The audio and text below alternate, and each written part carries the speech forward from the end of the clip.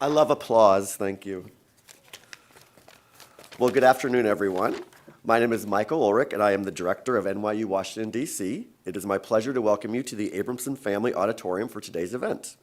NYU Washington, D.C. and the American Association of University Women are neighbors, by the way, and will present a series of panel conversations through October 2017 around AAUW's Stand Up to Sexism campaign. Please join us online or in person for this discussion series to learn how to fight gender bias in your thoughts, at your workplace, and through your activism. This is the first panel in the series entitled, Not All in Your Head, How Women Internalize Sexism. Today's discussion will focus on gendered microaggressions, their psychological impact, and the leadership gap. It's my pleasure to welcome Paige Robnett, AAUW's College and University Relations Manager, who will introduce the panel. Thank you.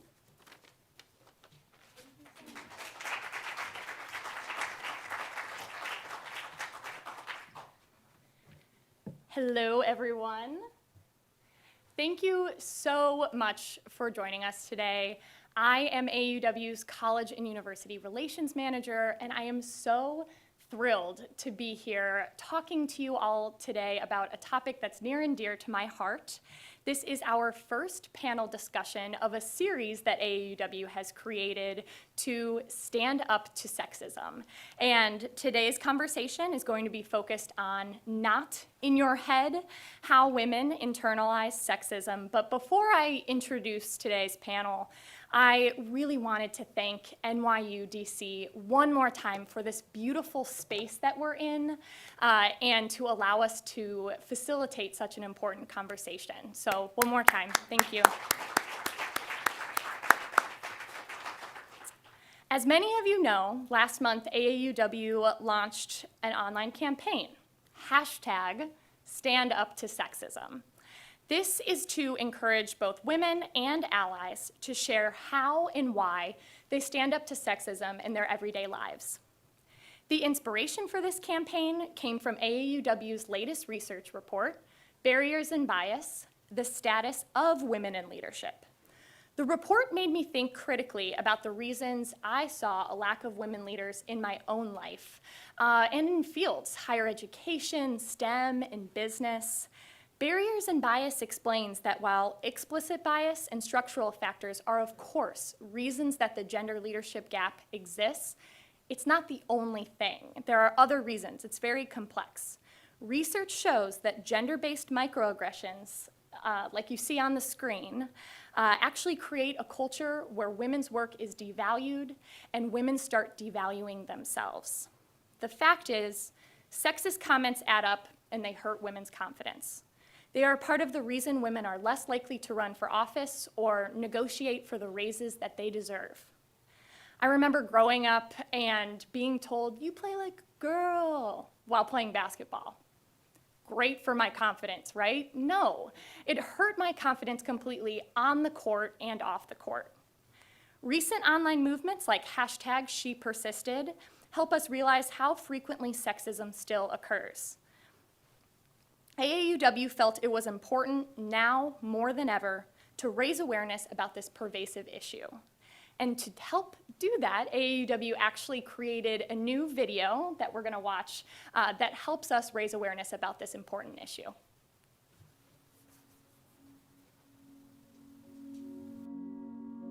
So today we're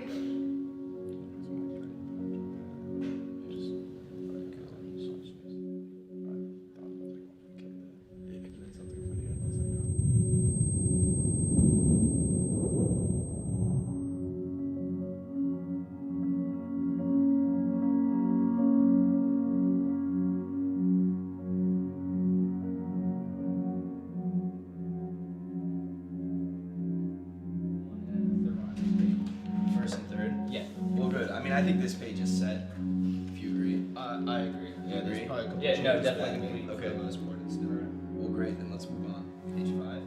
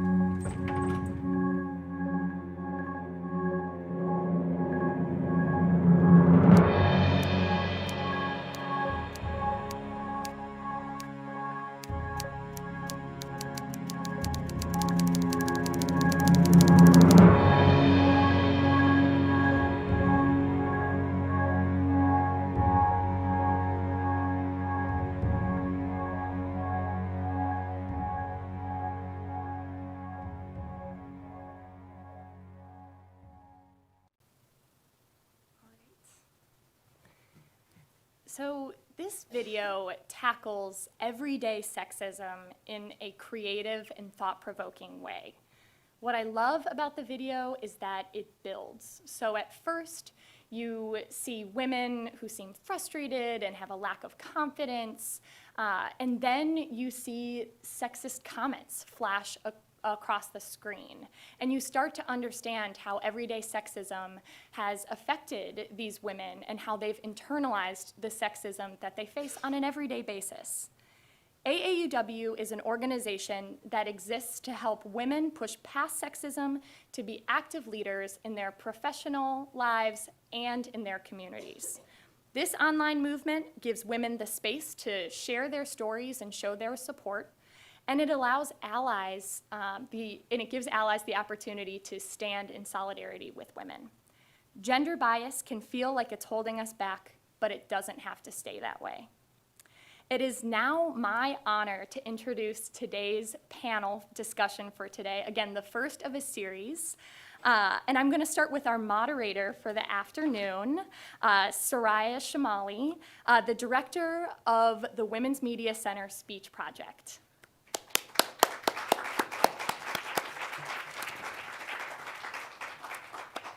Next, we have Dr. Abigail Sarah Lewis, Vice President of AAUW Campus Initiatives and Leadership Programs, and my boss.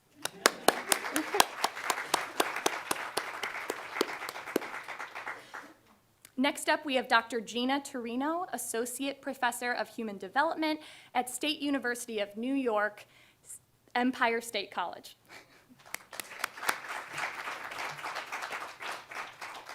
And last but certainly not least, we have Dr. C. Nicole Mason, the Executive Director of the Center for Research and Policy in the Public Interest at the New York Women's Foundation.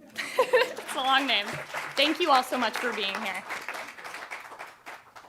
Welcome, everybody, to this panel. We're delighted to have you here with us today. We'll be talking about everyday sexism and what we can do about it. We're going to cover a wide spectrum of topics, but I wanted to note that that phrase is a catch-all bucket for a lot of different types of tactics and behaviors and that we deal with every day, and those include overt sexism, implicit biases, stereotype threats, internalized sexism, and microaggressions, which sounds like a very long list, but in point of fact is probably shorter than it should be. But we will talk about those today and then take your questions. So I'm very excited to hear those as well. First of all, we're going to start with Gina. As a professor and a leading researcher in the field of microaggressions, can you make these distinctions for us, please, and define the term? Sure. Well, microaggressions can best be characterized as brief, commonplace, and daily indignities that communicate hostile, derogatory, or negative slights towards a target person or group. So in instances for women, maybe being told you're too emotional could be an example of one, or another one, maybe being looked over in a meeting. A typical one, women getting catcalled or maybe touched inappropriately. And I think what's interesting, as I was thinking about this, the connection between gender microaggressions and internalized sexism is there. In my recent research with Dr. Capodilupo, we published a scale measuring gender-based microaggressions, and what we found is that women endorse items of gender-based microaggressions. So for example, women endorsed items, other women have called me a bitch when I enforce rules or policies, or other women have asked me when I'm going to get married. So it's not only men who are perpetrating these microaggressions, we are doing it to ourselves. And that's the internalized sexist piece, that we somehow, there's gender norms we need to conform to, or women are supposed to act a certain way in the workplace. You're not supposed to be too assertive. So that the subtle sexism is implied in there, and the internalized sexism comes through in the microaggressions. So Abigail, as a former campus professional, and in your capacity at AAUW now, can you talk about the way that plays out in terms of implicit bias and internalized sexism in leadership on campuses in particular? Sure. So, excuse me. The implicit bias, for those who don't know, usually involves people who think they have the best intentions. They are, post-racial or they're post-sexist, but they actually still maintain particular unconscious beliefs. And what we find that manifests out on the college campus is that internalized sexism allows for girls young female students, for them to not take that leap to a leadership opportunity. They think maybe they're not good enough to do something, that they should be held back. But also it's that blink moment of what a leader is, and so they don't see themselves as that. And we see that in terms of, if you look at leadership positions on campus, on clubs, or in student government, you'll have a lot of female participation, but they're not always, let's say, in the president role, right, or in that kind of position. Which happens way before college. Right, that's very true. But you find that women are willing, they don't want to necessarily be that front person, that first person. And I think that ends up being reinforced by faculty and staff on campus who say, but there's all this participation, and they're not thinking about what does it mean to kind of push that female student to be the top. Right. So, Nicole, you address these issues in your work and in your book, and you've recently published a memoir and called Born Bright. And in your book, your thesis is that we're all born bright, and it's these types of things that happen to us along the way, starting in early childhood. So how do you think that microaggressions, implicit bias, affect people from an early age on? So I do think that, in thinking about my own experience, growing up as a girl, a black girl, in the world,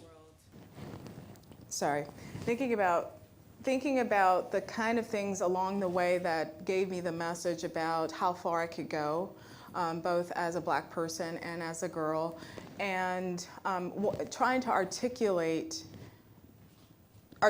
them and understand where the boundaries were, and then what happens when people accept that those boundaries are true, so they internalize it and they say, well, this is it, or what happens when we push against those things and as a result get labeled difficult, or outside of whether it's your family or community, you're the one who is attempting to do something different or outside of the norm. One of the things that I did want to talk about is the ways in which microaggressions is not only internalized but also institutionalized and very systemic. And it's, it can be institutionalized in ways that look like going into, for me, in my high school, going and saying, hey, I want to go to college, and the guidance counselor saying, yeah, I don't think you're going to get in. It's those sort of small things that are institutionalized. And one of the other things I talk about or write about is the racial and gender paranoia, and always second guessing and wondering, is it me or is it you? And then a lot of times it coming back to like, well, maybe it's me, maybe I need to take a step back. So you touched on several things there all at once. One is this idea of stereotype threat, I think, which is this internalization of stereotypes that then inhibits us from being able to perform in these ways. And I think we see that in all of our institutions. Gina, it's hard for women to name what's happening to them as it happens. Very often we're taken aback or we second guess ourselves, as you just described. In one of your papers, you actually identify 3 different categories of microaggressions. Can you talk about those, please? Sure. Yeah, sure. So I think you're talking about the micro-assaults, micro-insults, and the micro-invalidations. In our initial conceptualization, we discussed these 3 different forms of microaggressions. The micro-assaults, I guess, one can think of as more kind of old-fashioned forms of racism, old-fashioned forms of sexism. They occur at the more conscious level, so they're actually intentional, and they're either verbal or nonverbal attacks that are really meant to hurt a person. So for a woman, maybe calling her the C word, or as we've seen in the news, people put swastikas up, or these are just like overt forms, more conscious. And I think when people really talk about microaggressions, we're talking about the micro-invalidations and the insults. So the insults are microaggressions that convey rudeness or insensitivity or maybe demean a person. So for example, maybe asking a woman engineer, oh, how did you get this job? You're kind of implying maybe she's not smart enough or not well-versed enough in the sciences to have this job. whereas a microinvalidation will be to really invalidate that person's experiential reality, to nullify or negate that person's experience. So if a woman gets upset at work over pay inequity, maybe she's told, oh, she's being too sensitive, or sexism is a thing of the past, you don't have to worry about that. That's really negating her experience. So denigrating jokes. Yes, right. And the big distinction, I think, between the microassaults and invalidations and insults is the degree to which people are conscious or aware. And this is, again, how the implicit bias with respect to the insults and invalidations is communicated to people. So, Nicole, in your book, you talk about intersectionality, which more people are becoming aware of, although I don't think it's a trend, as some have recently suggested. Can you talk about your own personal experiences, but again, the institutional aspects of that? Microaggressions and implicit bias affect us all in very different ways, in some similar ways, but sometimes it's difficult to exactly express how that happens while it's happening. You know, I have numerous examples, but I think when we talk about gender microaggressions, I think it looks a little bit different for Black women just because the way Black women or women of color are treated in society and some of the stereotypes and baggage that is heaped upon us. So when, you know, so a woman who cries in a meeting or who is bringing up a pay raise might be considered sensitive. A Black woman might be considered aggressive because that goes along with dominant representations of Black women in society. And I think it's also class, so it's not just race and gender, so it's all those things together. So I have, again, when I was a professor at NYU in New York City, I would schedule meetings. So, and when people would come in to meet with me, they would ask me where Dr. Mason was. And I would stick my hand out and say, you know, here she is, you know. And in that moment, again, you're caught off guard. You don't know, well, do I say something about the assumption that I was not the doctor that they were coming to see, or do I just let it go? And in most instances, I would let it go, and it would be easy if it just happened one time, but it would be, you know, I would get carded when I go into a building and I would see a white man, for example, ahead of me, and that he was not carded in the same way. And when I'm in community, so I live in Upper Northwest now, and I have 7-year-old twins. So when I go and pick up my children from school, I get asked if I'm the nanny. And again, these are small things. I can chalk it up to I look very young, you know. But there's something else I think more insidious happening here that we don't, you know, get to talk about. And again, there's so many examples of microaggressions, and I think more than anything, when I think about microaggressions or everyday sexism, they're meant to keep you in your place and to remind you of the power dynamics, who you're supposed to be, and if you're stepping out of bounds, it's a quick check to put you back where the person or the institution or the system thinks that you belong. So it's interesting because I think, you know, we're talking a lot about college, and I've thought a lot about middle school and high school because it starts in kindergarten. We know what the biases look like in kindergarten. And this idea of prescribed roles, particularly as they pertain to leadership, and I would expand that to a sense of who gets to have public authority in general, who gets to speak in public, and the ways in which girls exhibit leadership are often recategorized as apolitical, or they're troublemakers, or they're too loud, or they're too angry. And Abigail, in your experience working with women leaders at a really important point where they've left home, where they're in institutions, can you talk about some of the greatest hurdles you think they are dealing with, both in terms of internalized sexism, but also a lack of public understanding or language around issues like this? Well, I'll start off with a story.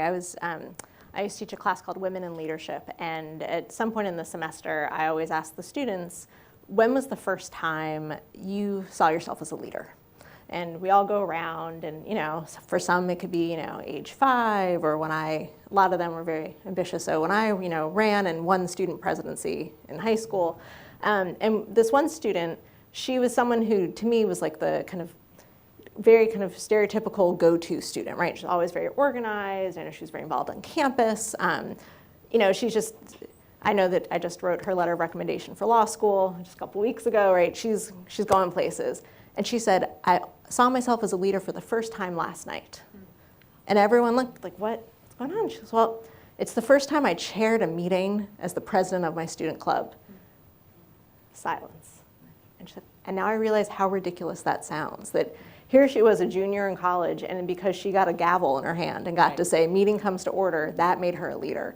And I think that because partly due to how what we're exposed to while we're growing up, when we start seeing ourselves as leaders, sometimes because if we don't see ourselves a leader at a certain point, we don't go for those opportunities, right? And what gets us to that point? Is it the microaggressions that lead to internalized sexism that says, maybe I'm not good enough? Is it often, I agree, it's institutional, right? When people say, I'm looking for someone to be a leader, who are they looking for? And so I think that what's happening with young women is that it's the internal part, it's the external, and we're hoping that someone will reach out a hand and say, no, you are a leader, Right. But I think once someone, especially, in the case I saw with the student, once she could say, I'm a leader, she realized that she now had to recast her all her past experiences and say, wait a second, I have been a leader. Right. And I knew that from that moment on, she was going to view all her future experiences differently. Mm-hmm. So it's getting, I think, also for people to say, have that internal moment, wait a second, I have my worth. Right. I think it's hard because those doubts are mirrored in society. It's not that we're making them up in our heads. They actually, people exhibit those biases over and over and over again. And so, Gina, you've been doing this work for a long time. In recent years, the citations of your work have exploded, which I find actually very heartening. As of June 2016, the article you co-authored, Racial Microaggressions in Everyday Life, received enough citations to be in the top 1% of cited articles in psychiatry and psychology. And it's been cited over 1,700 times according to Google Scholar. So can you talk about the progress of this idea and what you see the public reception of it is? Sure. I think the idea of microaggressions really caught on after our piece. Just to clarify, too, the notion of microaggressions existed before that. Chester Pierce, who studied African American depictions in commercials, coined the term in the 1970s. And since then, a little bit of work had been done, but since our piece came out in 2007, I think we really did see that explosion with the research. And I think it's partially based on the fact the American Psychologist has a wide reach as a publication, but also because I think we gave it a framework. We gave this subtle racism, it was dealing with racism, that particular piece. It gave it a framework. We provided examples. I think we created the taxonomy, and it really actually gave people a place to say, yes, these experiences are happening to me, and yes, they're harmful. So I think since then it's really taken off from that point because people can say, people feel validated. This notion of the subtle racism, subtle sexism is validating to me in my experience. There has been some controversy around it. Some people have said that, okay, well, now I can't say anything, right? I'm silenced. Now what am I going to say? This is just PC, kind of gone wild. And really the notion, and it ties into the implicit bias, it's not that you should stay silent, it's that the notion is that we all have biases. And It's not a moral judgment. Right, exactly. And the solution is to make that what's implicit, explicit, right? To use the psychoanalytic terms, but to make what's unconscious conscious, right? To bring that to the level of awareness so that you can work to minimize the harm, right? So we're never going to be perfect. We all recognize that, but we can work towards becoming better than we are. It's interesting that the origins of that was media studies. I think of media as a macroaggression in general, right? But we have an ethos of meritocracy in this country, and the idea that if you just work hard, you can overcome all obstacles. Nicole, you said that your book is not a book about bootstrapping. Can you talk about that? Can you talk about it as an explicit counter-narrative linked to the way we tell stories about one another, and why it is that stories about Black girls and women in dominant media are not reflective of lived experiences, and why that matters, how that plays into all of these issues? Well, I really wanted to tell a different story about what it meant to, grow up as a Black girl, little Black girl in America, and challenge many of the stereotypes, both large and small, about Black people, Black communities, and also offer a counter narrative about who's the savior, right? So even when we talk about the things that women do to one another or girls do to one another, one of the counter narratives I wanted to share is that the people who are protagonists in the book are other Black women and other Black people. And again, when we talk about the media and representation and who gets to rescue Black people, it's usually a white protagonist. And wanted to disrupt that narrative very clearly. And when I was doing press around the book, talking about, just looping it back around to microaggressions, I would have to push back against some of the things that were said about either my family, the community, or sometimes they would, the reporter would invent facts that were not there. And I say, that never even happened. And it was because of their own internalized racism or very explicit racism. And I would have to push back against that narrative. And in at least 2 cases, I was thought of as difficult. Like I was the one with the problem. In fact, in a major publication, they said that I wasn't telling the truth. I said, well, actually on page 90, it says XYZ, so I'm gonna need you to correct that. And so the courage I think it takes to push back against these larger narratives, because I think it's not easy one-on-one, but when all these narratives are bearing down on you, it's a bit more difficult because it's everywhere. It's institutionalized. And I think I just want to share some statistics because I think it's useful to understand the scope of it. Even in children's books, we know that the overwhelming number of stories being told center young white boys and men, and that people of color and women remain squarely on the margins of those stories, and that then goes into our films where we have similar imbalances, and into gaming. One of the most interesting stories, research that I've seen in recent years is that after children watch television, the only children that leave with higher self-esteem are young white boys. And that's important information for us as a society and as parents. And we have these ideas of leadership and tied to who works. So the Gina Davis Institute has done a lot of work about this, and women are not working in our children's media. It's not that that's speculation. There's a lot of analysis of how we're represented. And so it's not only that we're not being represented as leaders, we're not even represented as people who are going out into the world and doing jobs that are not tied to our ability to produce or nurture children. So it makes a big difference. And I think one of the things that you touched on that I'd like to go back to is the idea that we're just being oversensitive, and that it's more than the one time your coworker makes a lewd joke or an inappropriate comment, and the denigrating humor and comments have a social meaning. So can you talk about that? Can you talk about the cumulative effects on girls and women in society of prolonged exposure to everyday sexism? Well, I think the first thing is that we then live in a culture where all this is permissible, right? And so making the joke or making the offhand comment just becomes normal. Right. And it should never be normal. I was thinking you were giving the statistics. There's an interesting study I read where if you looked at pictures of women in, let's say, more kind of sexually provocative poses, men and women are less likely to label themselves as feminist after they look at a picture like that, and men are less likely to see women as competent.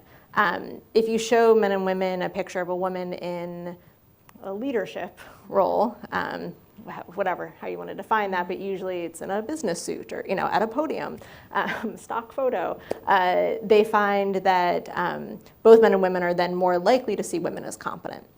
And so I think about just walking down the street, looking at what's on the bus shelters or in the magazines as you go by, all that advertising, we are constantly sending images that go back and forth, right? So you'll see, you're walking by and there's we're about to come on to bathing suit season, so maybe there's gonna be a picture of a woman in a bathing suit. Right. How is it then gonna make you think? If you're a young woman, you're on your way to a job interview, or any of us, but, or if it's on a college campus and you are about to go into class, you're gonna feel less empowered just by looking at that. And so how can we, as a society, take greater ownership? To say we won't stand for that anymore. And it starts so early, and it's not, we socialize and then we internalize, right. And there's the other great study of screaming babies. You can take newborns and they are, you'll say this is a baby boy, and everyone will say, what a great pair of lungs that kid has, right? He's really fighting. And then you say, oh, it's a baby girl screaming. Right. And they say, oh, she wants her mommy. And I have a son and a daughter, and how people react to that is very, the amount of times I'm told whenever my daughter gets upset, she wants her mommy. They never say that about my son, and he clings, let me tell you. But I do think, you do that, but if you hear it enough, you start thinking that's normal. And it's interesting because I've worked on at women's colleges, and to see the difference in how women see themselves as compared to, and I went to a co-ed institution and I loved it, but you do see there's kind of differences in the conversations that are happening and what they're going to bring to that class as well. So it's interesting because we talked a little bit about other women and internalized sexism.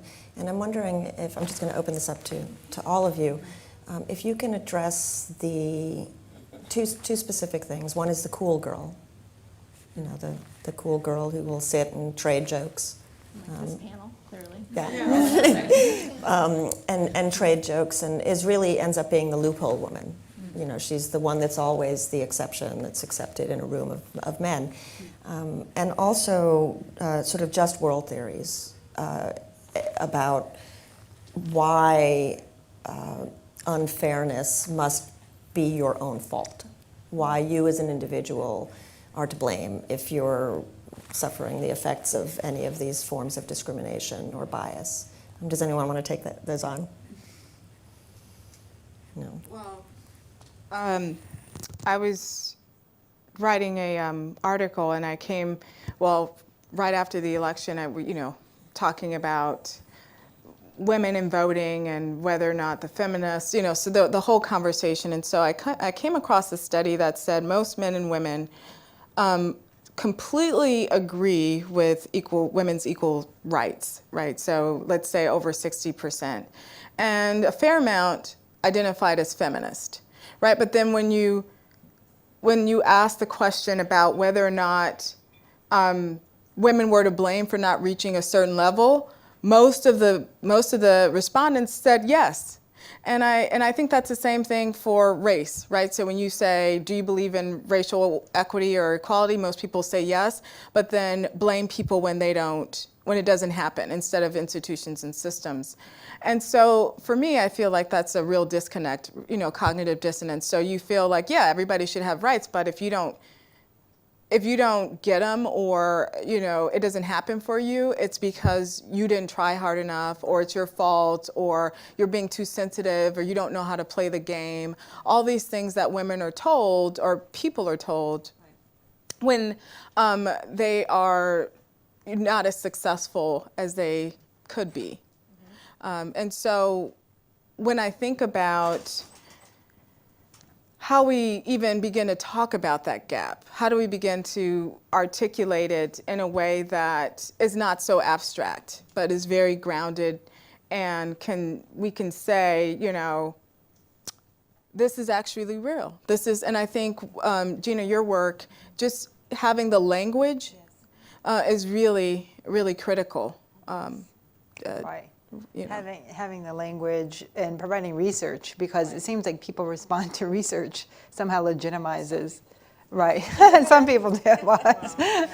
Some people do. But it does give that legitimacy so we can say, okay, well, this is what's happening. What can we do to change that and to change our institutions? Because you're right, people tend to blame the person. Well, it's your fault. The reason why you're not rising up is because you're not doing enough.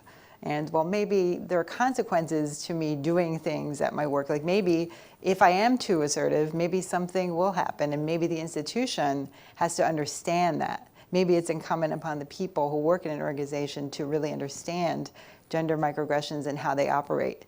And so it's changing the institutions, I think, becomes really important. So you've all worked and work in academic settings which are rife with all of these problems.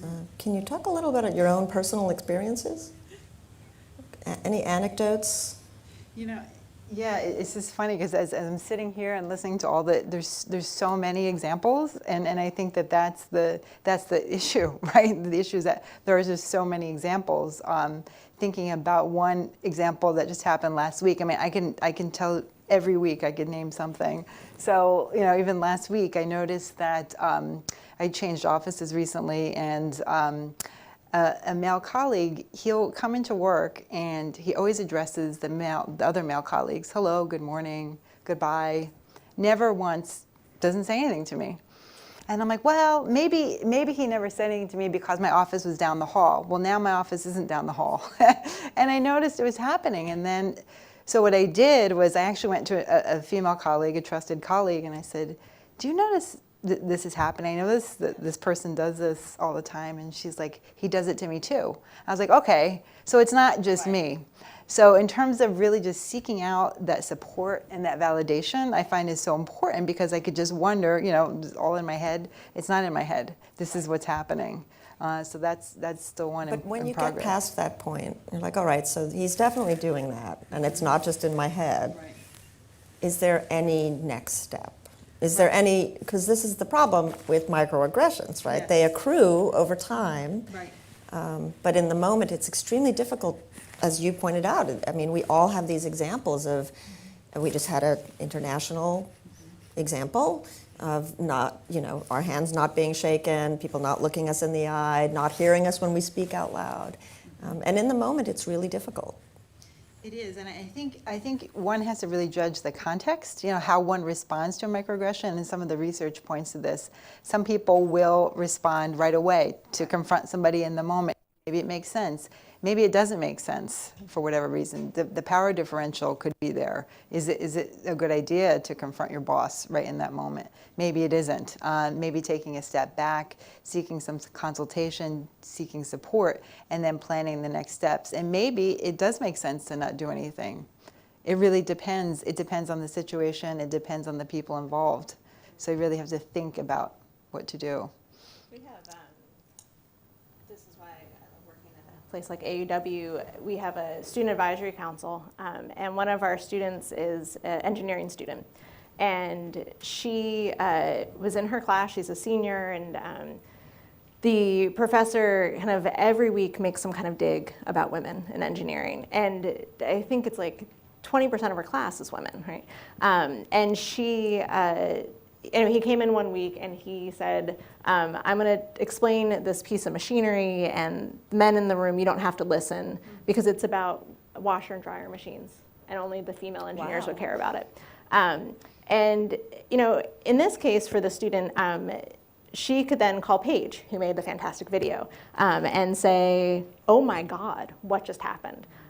And what's great is that she has her student organization on her campus. She has her fellow members. And so I think having that community is also really important to validate, but to say you're not alone, but that there are resources that can help you with that. So I think I too have many examples, like the grad chair who told me I was being hysterical because I was fighting for something in class, and you can't walk that back. Right. You know, someone calls you hysterical, all you can do is shut down, right? Because now everyone in the room thinks that's, you know. Right. So, but we need to create the community.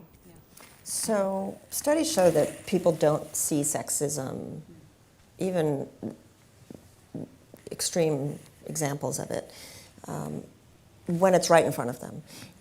But that raising the issue, for example, conversations like this, the research that you've done, hashtags like the ones we're talking about, reduces women's tolerance. If women are asked to pay attention, they actually pay attention. And once they pay attention, they are not as patient anymore. With men, it's different. When they're asked to pay attention, it doesn't actually change men's behavior.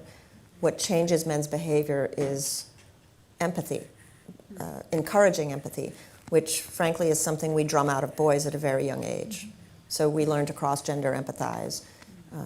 There's a lot of cross-racial empathy that's not a two-way street.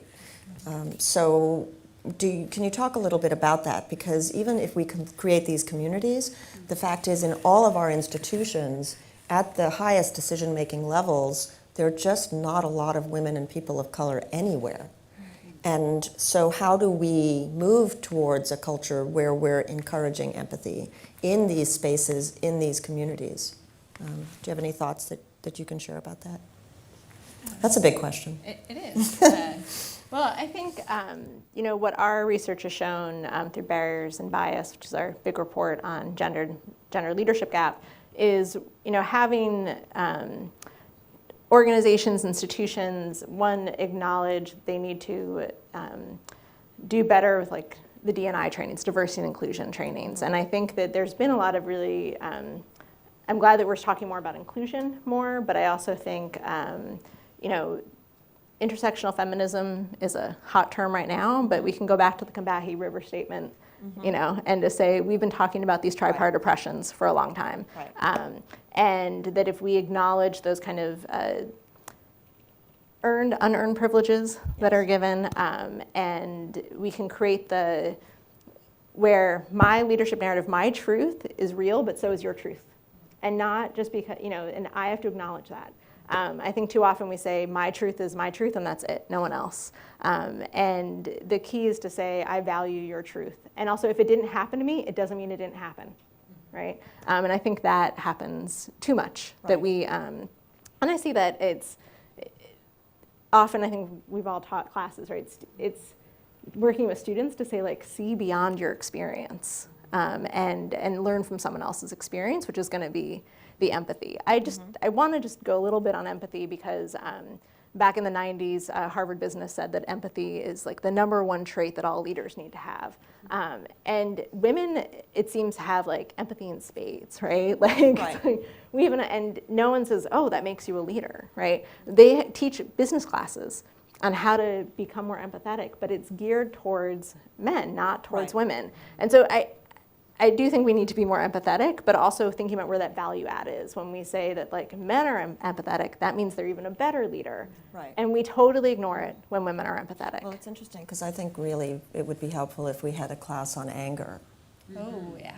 Right? So if we could have the class on anger and leadership, that might supplement that. Well, and they show that when men show anger, Right. they get high points for leaders. When women do it, unless it's situational specific, we lose. That's right. So, And so I think that the And add conversation, reason to it. and that's a whole other thing, right?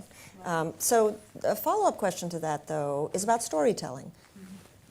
Have you seen in your work and in your own personal experiences the sharing of the research and the stories? Do you actually think that that's moving the needle in the right direction? Or are we in such a time of backlash that it's it's being obscured? How would you categorize that in your sort of day-to-day work? Is it a positive, or I mean, I know it's always a positive and a negative, but do you have a strong feeling in either direction? Well, in my own work, I do think stories matter, and I do think there's a saying about the shortest bridge between two people is a story, and so I really believe that. I think we're in a moment where people are resistant to hearing other people's story because they do have a point of view that they're very invested in. And in terms of working with my students, so I've been very fortunate to work at both historically black colleges and universities and majority institutions as well. And some of the ways in which I'm treated in both those settings, right? So when I'm in a majority setting, I feel like there's a proving that I have to do in terms of my intelligence and walking on eggshells. And, I get a lot of the comments are like, "You're my first black teacher, it was wonderful, and so thank you. And when I have been at HBCUs, there's a different, like I taught at Spelman for 2 years, and I would notice that when there were all women in the class, we would have a particular kind of discussion and women would assert themselves in a particular way. And then when there was a man who, loved to take our courses because he would be like one of two men, the deference that the women paid to the two men, they wanted to know what he thought about their hair, if we're having a discussion on hair or body. And I said, he needs to worry about his own hair, and so being able to disrupt those narratives or the things that start to happen when the dynamics change in a room, and then also use stories and narratives and pictures to try to talk about everyday sexism, because I think a lot of it for young girls gets normalized because you're socialized from a very early age. So, well, why do you think it is that when you walk off campus, you're getting catcalled at the gas station and this person is not? Or, do you think it's normal that what do you do when you are in a parking garage or and they don't, they're not thinking about it. It's like, well, this is the price I pay for being a woman. So I've been told that, to carry my keys in my hand or, look under my car. And I said, do you think that's normal? And so just really pushing back in ways that I don't think women are encouraged to do. Right. So that's like a fundamental failure of education in our schools, particularly. Not all parents might teach those things, but I know I talk a lot on campuses, and when I ask a question such as, do you think of street harassment as a form of discrimination? Mm-hmm. And do you experience it? 50% of the women in the room will say no, until you start asking the questions that you do, which is, do you go running by the river at night? Can you park anywhere you want? Like all of those little things that accrue over time. Mm-hmm. And so I'd like to ask all of you quite specifically because I think we're going through a consciousness raising, right? Because we have to do it publicly. We have to do it using the internet. We have to do end runs around our institutions so that we have this language and that it starts as young as possible. Can you talk about some ways in which we can share more information, be more supportive of one another in these spaces? There's a recent study that was done of teenagers, and it shows that when you ask them about sexism, they try and portray sexism, both boys and girls in these spaces, as equal opportunity. And very often that they believe, quote unquote, reverse sexism is more powerful against boys. And what happens then is if you then go on and ask a further question, you say, can you describe the sexism that you've experienced? And by and large, the boys can't really describe incidents. They can talk about stereotypes in media or, ideas that people might joke about, but the girls come forward with stories of violence or sexual abuse or street harassment or slights in class that you described. So how do we get to the point where even among young people, there's a better understanding and comprehension and language for these issues. Because we're talking about it as adults, and we're talking about it in college, where I think we really need to be talking about it in first grade. Do you have any thoughts on that? I mean, I don't think it's, you know, it's never too young to start training. I mean, integrating some of this work into the curriculum, even in early elementary school. That would be something that could be done, I would think. You know, developing this self-awareness at a young age, that could be done even as young as elementary school, I think, because... That requires parental intervention. That's right. That's right. Right. Parental intervention, school intervention, because raising that awareness of who one is as a racial, cultural being is something. I mean, I hadn't really thought about it that much as a child, but if I had, I'd probably have grown up differently and thought differently about who I am as a racial, cultural being. So I think creating these interventions, having parents buy into it, is really important. Yeah, I would say, again, you know, I'm raising 2 black children, you know, 1 girl, 1 boy. And again, you know, the way that black girls get treated in school or black boys get treated in school is different than the way white girls and boys are treated. So as a parent, I'm hyper vigilant and careful about the messages that I'm sending and also what's happening at school. So I feel like, you know, I'm monitoring what comes home, what kind of projects are happening. If there's an inventor day, you know, who is my daughter picking to be as an inventor, or you know, last year there was a thing on Columbus Day, and he discovered America, and I, you know, had to push back and say, you know, I don't appreciate you teaching my child this, and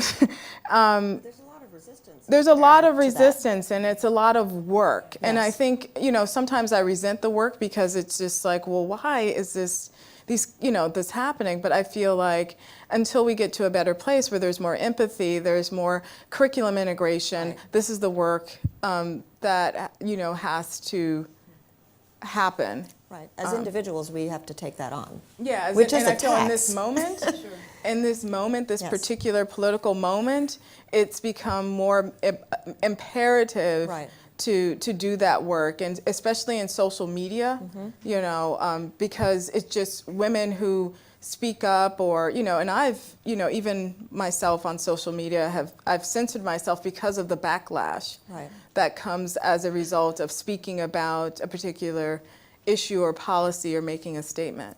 But that's interesting too, because the work that we do at the Women's Media Center is very much about that, and we don't talk about the inherent biases against women speaking politically out loud, and the backlash is usually pretty strong, and it comes with risks, like real risks, and that all gets sort of wiped away in the free speech debate. You know, the fact that we don't have equal access to that right in social media. Are there... You have to worry about your safety. Yeah. You know, and I think that is what you're also bringing up. Why don't you go jogging at night by the river? These are different ways that we encourage. We are complicit, as much as we don't want to be, for our own self-preservation. And it takes you standing up to your children's school to say, maybe let's not talk about Christopher Columbus with such great ideas. You know? But it's hard. I think yes, we can start. You do definitely have to do education, but the question is who's educating, you know? And it's a multi-generational approach we have to take. You know, we have a great program called Tech Savvy, where we work with girls to teach them about technology, but we also have a side curriculum for parents as well, because we have to show them that there's something that you know, they should support their daughters in these fields, but you can't just say, I'll just go after the girls, you know, because they need to have the support at home, you know. That's right. So I'm going to put you all on the spot and give you a minute or two each. We've talked about a lot. Is there anything that you would like to close with, to summarize any ideas we didn't get across? And we'll just go one at a time. Do you want to start? Okay. I think, I think that what's really important, because I think some of the criticisms, particularly on microaggressions, has been, especially on college campuses, is around the training that happens. And I think the training needs to happen, but I think it needs to be done well, and it needs to be done by people who are trained facilitators. So, and this work, it kind of, in terms of creating an intervention, creating an awareness. I've done a lot of these types of trainings, and they become difficult for people because it really touches an emotional place in people. Yeah, okay, so I do have internalized sexism. This isn't good. I don't like that. I have in my mind, I'm very body conscious and aware. I know I have that. I don't like it, but I need to deal with that. And so creating interventions that really kind of go a little bit deeper to get to that emotional place, because I think intellectually, sure, we could change the way we think, but is that really going to change how we behave, right? Until we change that emotional part, that's not going to change. So I think having some really good training interventions that are done well is really important to make this work happen. So do you know of any research that addresses some of the problems? I know that recently there has been research that says, well, when you raise the issue of implicit bias, it can actually make it worse. So sexual harassment training actually has the effect, particularly among men in the workplace, of having them circle the wagons around each other. And so a lot of the current thinking is that we can't change human behavior, even if we identify it, so we need to engineer around it. And I was just wondering if any of you had heard about how those things might come together. And maybe not, because I know this is all really happening in real time as people do research. Yeah. I feel like it's always darkest before dawn. So, I feel like if we do the better interventions, Yes. if we make sure that our case is constantly being made, then, yeah, of course they're going to circle the wagons. That's what you do when you feel threatened, right? You have to keep moving forward. That's what and that's why we made the video, to start those conversations, so we can keep moving forward, keep that conversation going. And that's why we have our student orgs. In the last year, we've doubled our numbers, and so I think people are looking for those communities to keep that momentum going, and that's what, who cares if they circle the wagons? We're going. Right. And that could be, interpreted as a form of resistance, and that could be part of the work. Well, help me understand how come you're experiencing feeling that. Exactly. Right. So that becomes part of the work. Right. And then, do you have a closing? So just to close on this comment, I think it's the idea that when I mention something, that is an automatic attack on who you are, or a threat to your being or your value system or your character, is dangerous, and the same way, and I think, to say about what you just said, Soraya, the idea that when I mention it, people who feel threatened band together or circle the wagons is the same way, the same thing that we've been seeing around race. When you bring up race, or you point out that something that happened was racist or classist or sexist or homophobic or transphobic, the idea that instead of leaning into that conversation and where that pain might be, or the pain that you may have caused, there's a guttural reaction to accuse the person of that thing that they've accused you of. And, like I said, I think that's dangerous, but I think we also need to take that head on.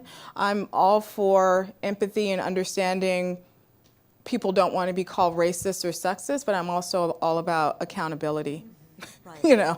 So. Well, that's a great segue, actually, because we are going to open up to questions in a couple of minutes, but I want to go back to this idea of institutionalization and schools, K through 12 and through university, college and university, because there are some legal issues. There are some ways to hold institutions accountable.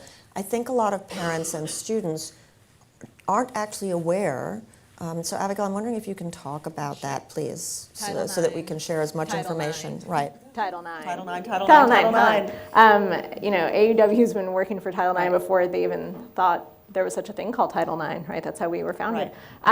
We have a great toolkit resource, but I think it goes beyond delivering that. We've encouraged people to deliver that to their Title IX coordinators across the country, K through 12, at college. But something that's been great is we've been encouraging our college students to reach out to the Title IX coordinators on their campus, actually to say, what do you do? Because I think that some of these students don't even know. I mean, they hear Title IX, and Title IX has meant different things at different times, right? I admit that I'm a little bit older than the students, clearly. For me, Title IX was about athletics, right? And so are you doing, but before me, it was, are you actually having enough dorms, enough bathrooms, right? At a time, was it, are you doing right by, birth control on your campus? And now we're, it's more about sexual assault, campus sexual assault. So I think that we don't realize how large Title IX is, and that some schools have always had a Title IX coordinator, but they might still be really concerned about athletic funding, and that maybe needs to get changed, or they are forgetting about the athletic funding, what have you. So I think Title IX is, most students don't even know what it is. Let's get it out there. Parents don't know, so if something's happening to their child, they don't know, maybe there's someone who can help me with So that. it's interesting, though, in the example that you gave, which is common in STEM especially, is there a mechanism of redress for people? I mean, if every single girl and woman in the class is having this experience regularly of repeated aggression, and sometimes it's really blatant, what path can they take that isn't just let's turn to each other and build community? What institutional recourse do they have, if any? So once again, a Title IX coordinator will help them with that. But something I know that I think people are actually afraid to hold each other accountable. Right. One, that's why they have evaluation forms that you can write those things on. Right. People have department chairs. There are deans of students. There are provosts to go to. I think that it gets scary, but I also think connecting with each other. But and then clearly, since Title IX has to do with federal funding, there are other kind of things you can go beyond the Title IX coordinator. But I would say that is to not keep it to yourself, but also to think about people who are in positions of power or leadership that can amplify your voice if you need it. Too often we keep it close. We'll say, oh, this is a problem, but we don't take action on it because it's scary, right? It can be scary. Well, it feels isolated. Right, if you feel like your grade is on the line. Right. If you're worried that maybe they'll pull your scholarship, right? There are a lot of reasons why people don't speak, and I get it. And so if we can all just kind of tie our boats together, right, we can raise together. So. Okay. Any closing statements before we go to questions? No, are we good? Yeah. Hi, thank you all very much for joining us this afternoon. We have a few questions from Twitter. I'm going to throw two of them out there so everyone can be thinking about the second. The first is from Jody, and she asks, how do I raise my boys to be allies? And then the second came from about 300 people, and that's, all right, I've identified the microaggression. I've seeked out support and validation. What do I do next? So how do we raise those male allies? And we've done the first steps after the microaggression, but what else can we do? So let's take the first one, male allyship. Anyone want to tackle that? Well, I have a son. I have, I have 7-year-old twins, one boy, one girl. And I'm doing two things for both of them, right? So he sees the way that I treat her and the kind of language I use when I talk to her, and vice versa. He sees what she sees what I'm saying to him. And so I am purposefully talking to them both in a way that is empowering, that they feel empowered, and that my son knows, for example, that his sister is as capable as he is, and being very clear that with my son, that it's okay to cry, it's okay to have feelings, And for my daughter, it's okay to be tough. It's okay to have aggression and, you know, be competitive, because I don't think being competitive is a bad thing, but I think the way that when girls are competitive, they're penalized for it. And I think just really, I mean, as a feminist mom, trying to undo a lot of the socialization that they get when they're out in the world. Do you? Oh, I was thinking about the second one. So can I want to ask you actually on multiple levels, because I think that with boys, and it's not just boys, right, it's men, there are all these different levels, because we can act at the individual level, at the communal level, at the social level, and then the institutional level. And I honestly think that it's exhausting, but we should be talking at all of those levels about what's happening to us. Openly, like we should be talking about it at the dinner table and at, you know, around dining halls, and there's no place where we shouldn't be talking about it, which I know gets really tiresome for other people, but I'm really tired too. And, you know, I think that the thing that happens in our storytelling is these stories are still not being told. So if we don't tell them, boys and men don't hear them. And so it's a personal, like if you feel personally invested in this problem, it becomes a matter of just making it part of your life to be okay, maybe being considered irritating or unlikable in some places. Right. You know, that's fine. It's not like life's not a popularity contest. Right. And that's a hard thing to overcome for a lot of us, because we're socialized to be polite and nice and kind and not ruffle feathers. And so, like your hallway problem, Yes. I would recommend in a situation like that, finding a male ally and saying, you know, if I say this, this will happen. But if you say this and you're really my friend, it could help a lot. Sure. You know? Absolutely. Yeah. So let's segue to the second question. So, you know, I think what can we do? Okay, so we're aware of these microaggressions. What can we do? I think that depending on the microaggression, depending how severe it is, there's different types of recourse. You know, if it's so there's some research now that indicates that some forms of sexual-based kind of microaggressions, they could be gateways to sexual harassment and sexual assault. So you have to really, where is this on that continuum? So I think based on that, you have to take the proper action to tell your boss or supervisor, dean, ombudsman person to take recourse and action in that way. But I think that really raising the awareness, having people raise their awareness is so important, that if your organization or institution does not have any type of diversity training, I would ask for it. I would ask other people to ask for it, because it's not going to happen maybe if you're one lone voice, but have other people connect with other people who might be allies in this way, and then en masse request this, say this is a problem. And, you know, hopefully someone will bring somebody in, because many institutions do this across the board, from corporate to higher education. I've gone in higher education settings myself and done this type of work. It's so needed and so important. So don't be afraid to ask for those things that can help at your institution.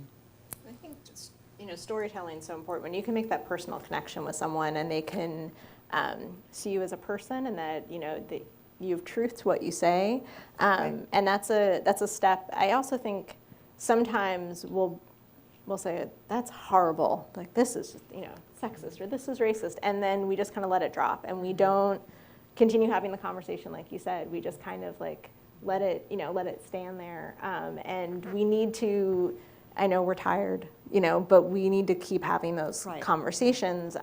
And people need to take it upon themselves. We're not vessels waiting to be filled, right? Like, if you care about something, you have to educate yourself. You have to say, you know, what am I doing that makes me complicit in some of these, in these like systems of power, and to say, maybe I can be different, you know? And it's not gonna be perfect. You're not gonna get it, I mean, no one's ever gonna get it right all the time, but you can't wait for someone to say, you know, here's how you're being this, you know, but rather, how can I stop being that way? And, you know, there's the implicit testing, and we partnered with the group that does that.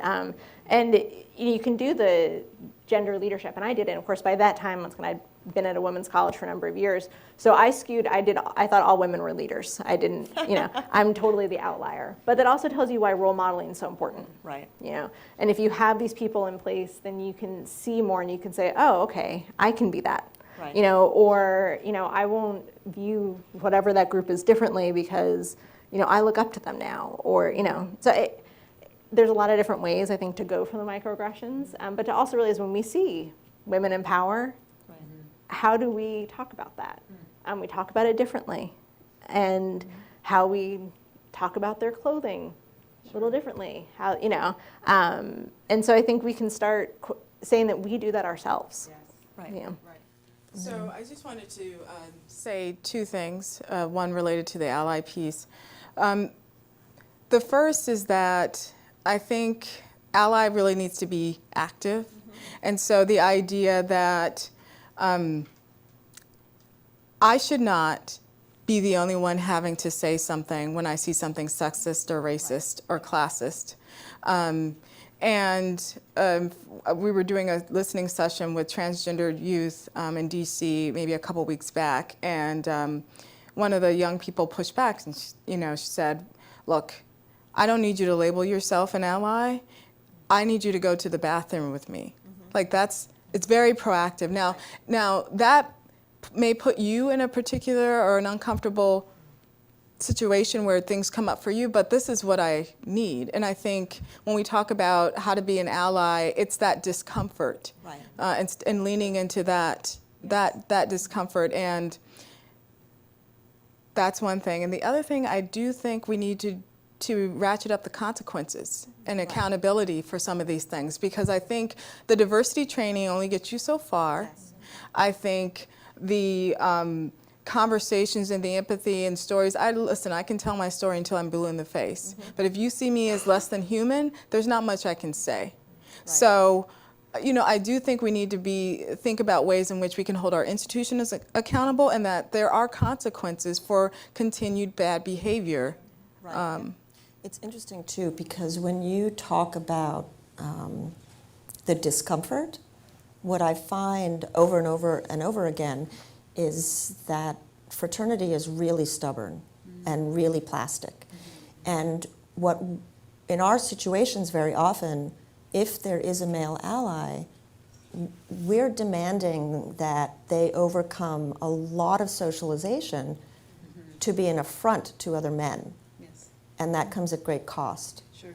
And I wish we had more time to sort of talk about that, because in media, we're always represented in isolation from each other as women. That's proven 7 million different ways. But from the time we're born, we see men acting together for the public good or for savior purposes, and usually it's bands of all white men. Now we have maybe 1 or 2 black men, some brown guys, but by and large, it's always one woman. And those fraternal norms are very stubborn, and that's why I sort of focused on the little people, Hi. Hi, good afternoon. My name is Diana, and I wanted to ask the question because this question, how do you deal with microaggressions within your own demographic? And the reason why is because I have received I have identified these microaggressions from 3 different groups, 2 of which I belong, Black and Hispanic. And so, for example, I facilitate Title VI at my job at a major transit agency, which will remain nameless until the fares increase in July. And so, however, there have been times where I was called to interpret, and we basically do it at an elementary school level, but then you'll bring down someone who obviously has studied Spanish with a very thick American accent, rather than look to me when I identify, look, I'm fluent in Spanish. Oh, well, he has studied Spanish and da-da-da-da from Spain. And I was like, yeah, okay, good luck with that. But then on the other side and I say Black because I don't consider myself African American in that light, but people will, frontline employees, for example, when I do facilitate Title VI, will say, well, you're not really Black. And I've dealt with that all, I guess, almost the 49 years that I've been on this planet. But the thing is that it's just, how do you identify with the fact that people don't necessarily see you equal to them when, by and large, we do have a lot of the same experiences? Okay. Anyone want to take that on? Not all at once. Yeah, I don't, yeah. Can I say something about that? I'm kind of chuckling because I'm kind of slightly green right now. It's winter. But I'm not Black and I'm not white. And I'm constantly the person who gets the, what are you? And I always kind of chuckle. I'm like, that says so much more about you than me. Like, what do you want me to be today? Like, what would make you happy? What answer would make you more comfortable? Because I'm pretty comfortable. So it's not really about that, But people don't even think that's a microaggression, when clearly it is a microaggression, right? Because it's just a marker that maybe you're in the wrong place. Maybe you're just not quite right. There's something I don't understand. I can't put you in the box. I don't have an answer for you, because it is the problem, right? People's expectations are shaped by these stereotypes. And they'll look at my hair a lot of the times, and it's an optical illusion. I walked into the hairdresser looking a different way than I look right now. So. Right. And it's a constant, and it's a battle sometimes, because people look at you assuming something, and then when and even from the Latino community, right. People look at someone that looks stereotypically Latino, right, and really don't think of me. So, and when I speak Spanish, all of a sudden it's like, oh my goodness, oh wow.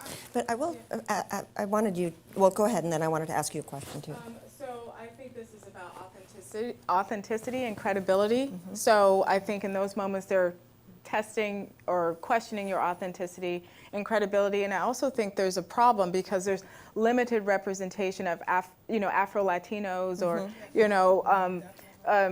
there's a very narrow range of representation of Black women as well as Latino women in society. And so people are like, well, I don't know what's going on. And so I feel like there's a lot of challenging of your credibility, right. Who you can be, what you can represent, and that, we're all working. And I think it's interesting because I don't know if anybody remembers Black Girls Are from the Future, and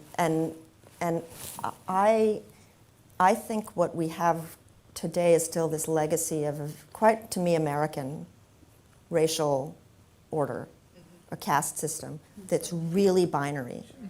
And we're all struggling with that. We are rejecting it in our lives, but our institutions are not. Our institutions are firmly grounded in those ideas. And so we have this coming wave of the browning of America, no matter which way you look at it. And I think it will be a very interesting time, generationally, to see how that works, because that binary system that you're being subject to has real impacts on all of our lives every day. And all of these biases and stereotypes and media issues we have would benefit from a little less binariness. I wanted to very quickly, my own academic work is actually on multiracial activism, and I mainly focus on multiracial activism between African American women, Asian American women, and white American women. And a lot of people in the academic world didn't know what to do with that. They were like, I was like, I do race. And they would say, like, I don't understand. And I'd say, well, I do more than just black and white. But I don't understand. Like, why do you have these Asian American women in here? I'm like, because I do race. And and so, but I do think that like there's this binary piece, and it's very hard. I grew up on the East Coast, but I would say to go to the West Coast, it's very different out there. It is. And how they view it. And I do think the browning of America in some ways is coming from the West Coast over, and the East Coast is just going to be the final wave that's going to hit, because we don't know how, we're so binary, and we shouldn't be. And I think we have time for one last question, and it's coming in from Twitter.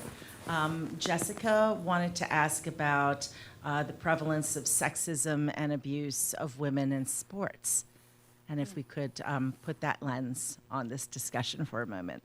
You know, it's interesting because there is an emerging literature in the microaggressions literature about women and athletics and how often women are judged not by their athletic ability, but how they look. Right. It's happening over and over again, and that becomes an obstacle for women because women can't just be, they have to also be pretty when they're doing it. Sexy. Sexy, pretty, and they're focused on the body and not focused on the athletic ability. So that's an interesting piece. And I also read a study about men, it's a British study though, about men's cricket and the race issue within games that are typically white and upper class, and how a person who's trying to get into that type of sport is treated, and oftentimes the racist jokes that happen, the microaggressions are the person just doesn't say anything about them because they want to succeed, they want to get into that. So there is an emerging literature with that. And especially around issues of mascots for sports teams, that's also something that's being looked at, and how racist some of the mascots are within sporting, and Division I sports have mascots, Native Americans, still being portrayed in racist ways. That hasn't stopped yet, so it's definitely an issue. It's interesting because some of the studies that you're talking about, they closely align with what happens in media. So sports coverage in media is hegemonically male. So we actually have declining numbers of women writing stories about sports. And men and women cover female athletes extremely differently. Male writers tend to flatten women, not write about their athletic ability as much, not talk to them as sources as much. And so that's a huge problem for women athletes themselves in sports, in the sports field, which lends itself, again, I would argue because of fraternal norms, to sexual violence. Not just sexual violence against girls and women, but against boys. Their own teammates. I mean, we've called hazing for decades, but it's really sexual violence that we're talking about. We don't talk about it as rape, but clearly there are rapes going on in hazing rituals. And so we see, whether it's sports or the Catholic Church or the Boy Scouts, these male-dominant fraternal orders in which sexual violence is part of the ethos of the culture. And that, I think, is part of sports. And so we see it right now with gymnastics. What's being revealed in gymnastics is, wave after wave. It doesn't matter whether it's the military or all of these sports leagues. I don't think those are separable. And so in that case, I would say all of the implicit biases, the stereotypes, the mascots, the fact that football is our national sport. It is literally a game that women can't play and in which they are sidelined.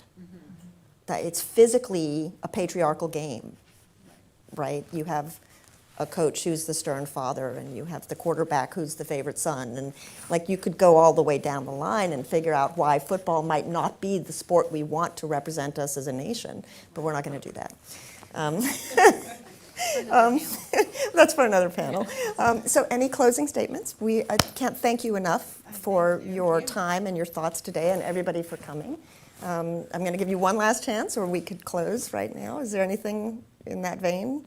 Are we good? No, I just want to thank everyone for this opportunity to be here. This has really been a productive conversation. I've enjoyed meeting all of you here, and I look forward to doing more work. More work needs to be done, and I'm looking forward to it. And thank you to AAUW and NYU for having us here today.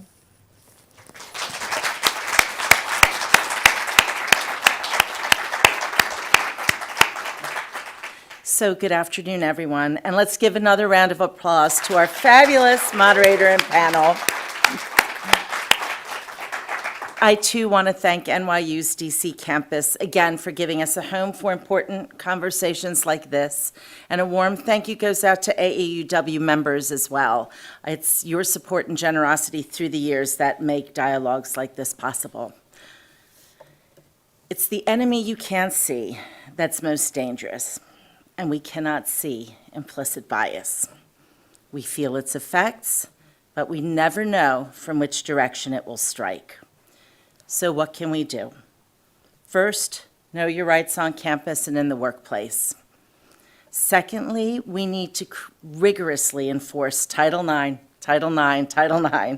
on campus and in our schools. And we also need to create workplace cultures with a zero-tolerance policy for sexual harassment. And lastly, we need to stand up to sexism. Share the video, call out sexism when you see it, hear it, experience it, stand up to it. Use our step-by-step discussion guide that you'll find on the website to facilitate an in-depth conversation on your campus or in your community. We don't have to do it alone. I invite everyone with us today to join AAUW. Undergraduates at member institutions can join for free. If your college or university, for those of you watching, isn't a member institution, please look into joining us as well, so you can offer your students the fabulous leadership programs we have available. And we also encourage journalists who are with us today to reach out and continue this conversation. I know anyone on the panel would be interested in doing that. AAUW is a community of passionate activists.